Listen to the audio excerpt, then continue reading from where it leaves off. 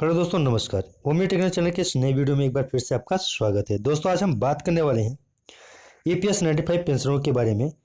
EPS 95 का pension काफ़ी दिनों से लटका हुआ है, यानी कि अभी तक उसका कोई भी निवारण नहीं हो सका है।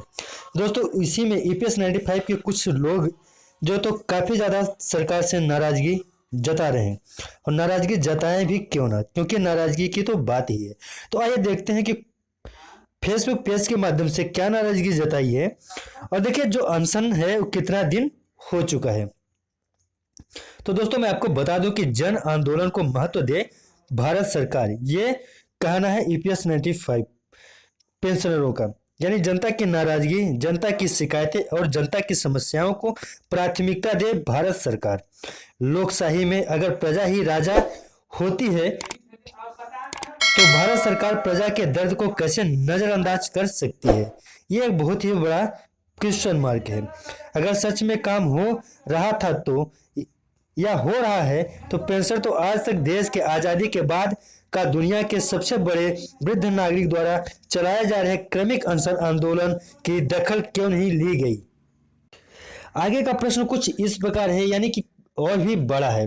तो क्या इस बढ़ती महंगाई के चलते भारत सरकार एक ईपीएस 95 पेंशनरों का जीवन यापन कैसे चल रहा होगा, इसका अंदाजा लगा सकती है क्या?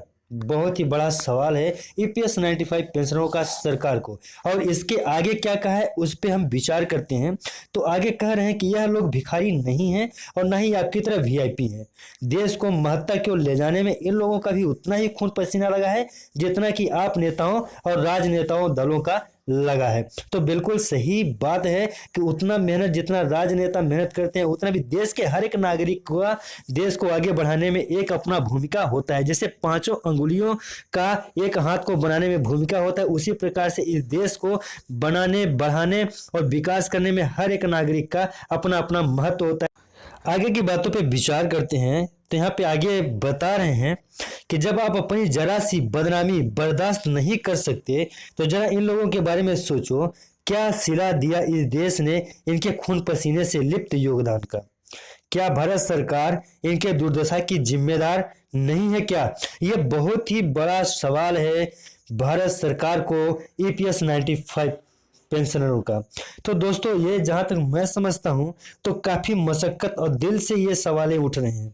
ये सवालों को दिखाया नहीं जा रहे, सवालें दिल से उठ रहे हैं। तो बिल्कुल इस सवालों पे विचार करना चाहिए भारतीय देश के और भारत सरकार के और भारत देश के जितने भी समस्त नागरिक हैं सबको। इन तस्वीरों के माध्यम से मैं आपको दिखा देता हूं कि काफी दिनों से क्रमिक अनशन पे बैठे हुए ये मजदूर भाई लोग ईपीएस 95 पेंशन जो इनका मिनिमम पेंशन है उसे बढ़ाने की मांग को लेके 1001वां दिन हो गया है। तो आप जोड़ सकते हैं श्रृंखला अनशन का 1001वां, यानी कि इतने दिनों से काफी लगातार अनशन पे बैठे हुए हैं। तो भारत सरकार को इस चीज पे विशेष ध्यान देना चाहिए और इनकी मांगों को जितना जल्दी हो सके उतना जल्दी स्वीकार करना चाहिए। दोस्तों, जितना ज़्यादा हो सकता है उतना ज़्यादा हम यूट्यूब, फेसबुक और जिस जिस के भी माध्यम से हो सकता है तो प्रचार प्रसार कर रहे हैं। और ईपीएस 95 पेंशनरों का जितना भी ज़्यादा हो सकता है उतना ज़्यादा हम लोग प्रचार कर रहे हैं, और भगवान से आशा उम्मीद करते हैं कि आपकी पेंशन बढ़ जाए, आपकी समस्याएं कम हो जाए और आपकी मांगों को विशेष रूप से सुना जाए, क्योंकि आप हमारे देश की आन बान और शान है। आप ही के ही द्वारा बनाए हुए नक्शे कदम पे हम लोगों को चलना है। हमें ये चीज़ को नहीं भूलना है कि आप जिस स्टेज पे हैं एक न एक दिन हम भी उसी स्टेज पे पहुंचेंगे। तो दोस्तों, जितने भी लोग हमारी इस वीडियो को देख रहे हो, यहाँ तक देखने के बाद पहुंचे हैं, यहाँ तक वीडियो को देखे हैं, तो प्लीज़ इन सारी बातों पे विशेष ध्यान रखें और इन चीज़ को मत भूलें कि आज ईपीएस 95 पेंशनर्स जो 60 साल की उम्र के बाद के हैं, जो संघर्ष कर रहे हैं, एक दिन हम भी वहाँ पे पहुँचेंगे।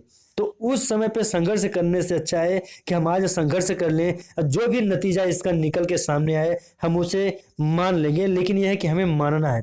तो ईपीएस 95 पेंशनरों के साथ हम खड़े हैं और हमारे साथ में जितने लोग हैं वो सब खड़े हैं, और हम आशा और उम्मीद यही करते हैं कि जितना जल्दी हो सके उतना जल्दी आपकी मांगों को स्वीकार किया जाए। दोस्तों, मिलते हैं किसी नेक्स्ट वीडियो में, तब तक के लिए नमस्कार। जय हिंद, जय भारत।